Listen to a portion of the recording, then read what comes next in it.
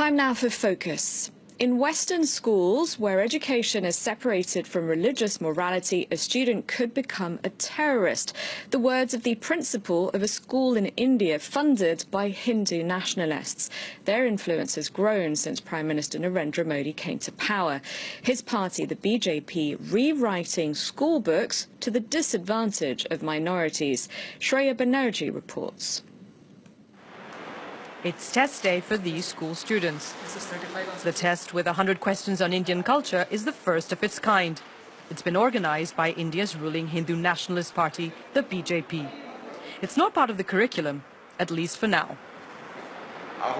We Indians are moving further away from our heritage. That's why we have this test, so that we can build a prosperous nation. This man is a BJP party worker, not a teacher. Around 1 million students in the northern Indian state of Uttar Pradesh are taking this test. The questions are mainly on Hinduism. Where is the only temple of the Hindu god Brahma? When did the Hindu calendar begin? No other religion is mentioned. No mention, for example, of the 300 million Indian Muslims. But the students find nothing amiss. The test is focused on India, Indian poets, Indian movements, wars. We learn about our president, our prime minister, their programs and policies. Whatever we study enters our mind and increases our knowledge so that we can succeed in life. The test organizers are open about their intentions. They want to rewrite history.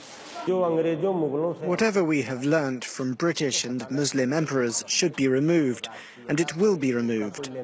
The previous governments did not care about the nation. It is time for our government to put the right heroes in the syllabus. An Indian newspaper recently reported that certain textbooks had erased all mention of India's first Prime Minister, Jawaharlal Nehru. Nehru was a member of the Congress party, a major rival of the ruling BJP. That's not the only change, says this historian. Their purpose of coming to power is not power itself, but power to be used for an ideological end, to make India into a Hindu Rashtra. They successfully changed a very large number of history and other social science textbooks. It is a very distorted vision of the past, a wrong vision of the past, a wrong understanding of the past, which they are trying to impose on the present. The education system is a very important means of changing the mindset of society, particularly the young. RSS has always tried to catch them young. The RSS was founded in the 1930s in India. The Hindu paramilitary organization is very vocal about its anti-minority stance. And the Indian Prime Minister Narendra Modi is one of its members. The group is looking to erase centuries of Muslim presence in India. Symbols of that time are still very visible in the country. This is a school fully funded by the Hindu nationalists. The RSS says there are at least 12,000 of these in India, with 3.5 million students. Every morning, the children begin their day with a prayer.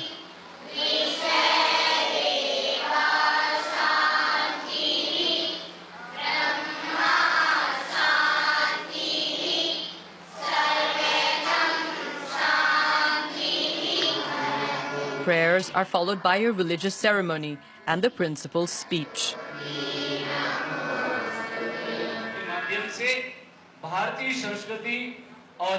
The students do the same exercises every day.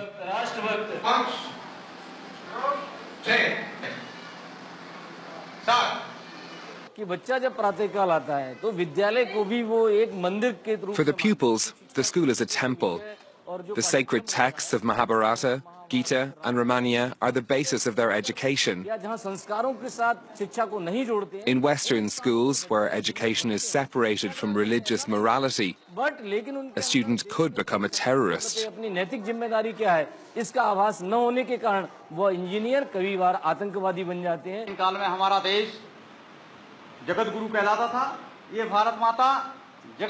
A narrative that glorifies Hindus and casts minorities as outsiders.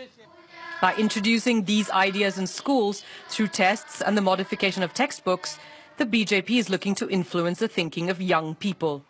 Almost half of India's population is under the age of 25. For more on this, I'm now joined in the studio by Olivier Guillard, Asia Research Director at France's Institute of International and Strategic Relations. Hello, thank you very much indeed for coming in. First of all, if you could tell us a bit more about the RSS. I understand it helped propel Narendra Modi to power. Absolutely. Let's say that this is a kind of a sister ship from the current political party that is in power for the last 3 years in India.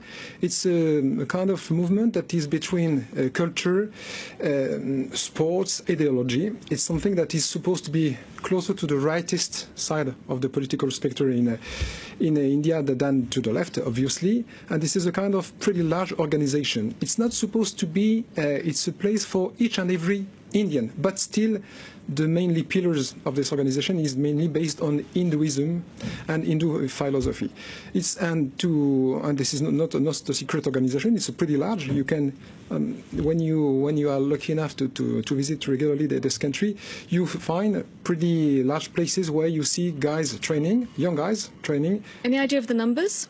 They are by millions, yeah, they definitely. But once again, it's not a secret organization. It's pretty. Your colleague said it properly a few minutes ago that this is an organization that's probably 70 or 80 years old, and there has been a large numbers of even political leaders, regional or national, that joined this organization many years or decades ago. So, and once again, it's not seen like a political party as such. But this is a kind of internship preparing guys to join the right side of the political spectrum or the Hindu society in an Indian nation. So how many members of the current government do you think are there who were once members of the RSS, and how crucial a role does it play in the government now? This is quite an interesting issue. I don't have exactly the numbers in mind, but I would say that probably over 1 people out of 2 in this government on the national basis. Where regionally, once again, we need to remember that India is a federation, federalist countries. Each and every of the 30 states has quite a different type of local government with different kind of competences. But at the national level, in the current government, that is an Hindu nationalist government, it's not. As such, this is not a crime to have such an agenda. I mean, so they came to power peacefully. Then Narendra Modi 3 years ago won the general elections very easily, with such a numbers that we had not seen such a success for at least 30 years in the country. So there has not been any crime, any derived by the vote in what India is called the largest democracy in the world. It's not for nothing. At the moment, let's say that around Narendra Modi, which remains extremely popular 3 years after arriving to power, he has a lot of people around him that do belong from a close side or from a longer side to this Hinduism movement. Because you say, yes, democratically elected, but you mentioned crime, and there has been a rise recently in religiously motivated violence. Is that not in part because of the intolerance towards minorities that the BJP is displaying and really not hiding in any way? That could partly explain the situation.